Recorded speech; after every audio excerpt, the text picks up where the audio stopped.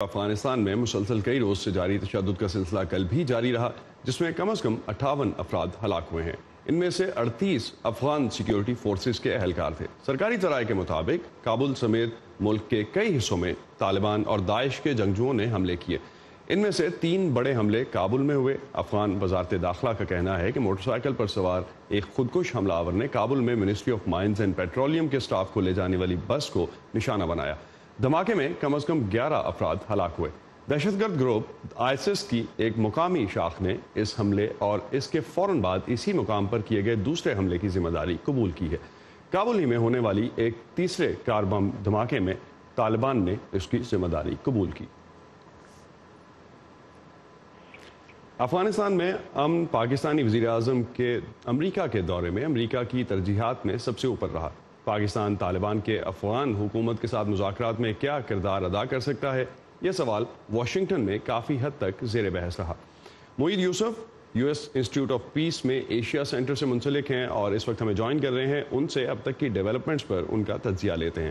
معید، عمران خان کے اس دورے کے بعد طالبان کی طرف سے بھی یہ بیان کیا گیا کہ اگر پاکستان انہیں رسمی طور پر ملاقات کی دعوت دے گا تو وہ اسے قبول کریں گے، لیکن دوسری جانب طالبان کی طرف سے مسلسل دھماکوں کا سلسلہ جاری ہے۔ کیا ابھی تک بارگیننگ چپ کا فیصلہ نہیں ہو سکا؟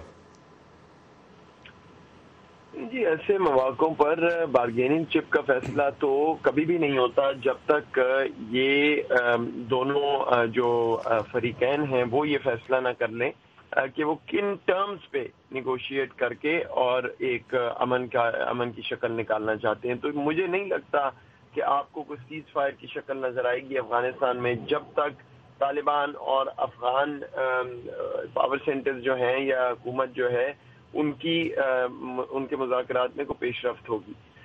دوسری طرف جہاں تک عمران خان صاحب کا ان سے ملنے کا تعلق ہے، دیکھیے یہ سمبولک ہے، وہ ان سے مل کے اس میز پر بیٹھ کے تو فیصلہ نہیں کریں گے۔ پاکستان کا کردار، اور جہاں دوبارہ ڈونلڈ ٹرمپ صاحب اور ان کی انتظامیہ نے پاکستان کو میرا خیال ہے یہ بات باور کروائی ہے کہ وہ چاہتے ہیں کہ پاکستان میز پر لے کے آئے طالبان کو افغانستان حکومت سے بات کرنے کے لیے، اور نہ صرف میز پہ لائے بلکہ ان کو پش کرے کہ جلد از جلد ایک امن کی شکل نکالیں افغانستان میں۔ تو وہ ملیں یا نہ ملیں عمران خان صاحب، پس پردہ تو پاکستان کی اسٹیبلشمنٹ پہلے بھی اس پہ کام کر رہی ہے اور میرا خیال ہے اب اور زور و شور سے شاید کرے گی۔ ایک چیز معید، اس کے ساتھ ساتھ اگر ہم پیرالل اس کے دیکھتے ہیں تو امریکہ افغانستان سے جلدی نکلنا چاہتا ہے، لیکن دوسری جانب یہ بھی خدشہ موجود ہے کہ مکمل کنٹرول طالبان کے پاس چلا جائے گا۔ درمیانی راستہ کیا بنتا ہے کوئی؟ دیکھیے، درمیانی راستے پہ ہی تو کام ہو رہا ہے کہ ایک پیس نیگوسیشن ہو، کوئی امن کی اس میں ڈیل سامنے آئے جس میں طالبان کو کوئی حصہ مل جائے پاور شیئرنگ کا، لیکن افغان کانسٹیٹیوشن بھی قائم رہے، افغانستان کے باقی جو حلقے ہیں اثر و رسوخ والے سیاسی حلقے، ان کو بھی کو پاور میں شیئرنگ ملے، اور پھر یہ لوگ ایک انٹرم سیٹ اپ کے بعد فیصلہ کریں کہ کس طرح انتخابات کرانا چاہتے ہیں، نہیں کرانا چاہتے، کیا کرنا ہے آگے چل کے۔